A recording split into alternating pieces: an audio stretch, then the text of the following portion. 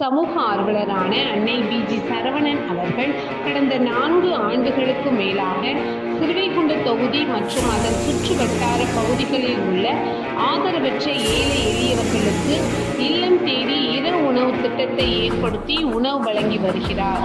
இந்நிலையில் தமிழக வெற்றிக் கழகத்தின் ஐம்பெரும் கொள்கை தலைவர்களில் ஒருவரான சமூக ஆர்வலர் அஞ்சலை அம்மாளை கொள்கை தலைவராக அறிவித்ததன் ஏற்பால் தமிழக வெற்றிக் கழகத்துடன் இணைந்து தமிழக வெற்றிக் கழக தலைவர் தளபதி திரு விஜய் அவர்களின் ஆசையுடன் கழக பொதுச் செயலாளர் அண்ணன் புத்தியன் ஆனந்த் அவர்களின் வழிகாட்டுதலின்படியும் மதிய உணவு மற்றும் இரவு உணவு திட்டத்தை ஏற்படுத்தி உணவு வழங்கி வருகிறார்.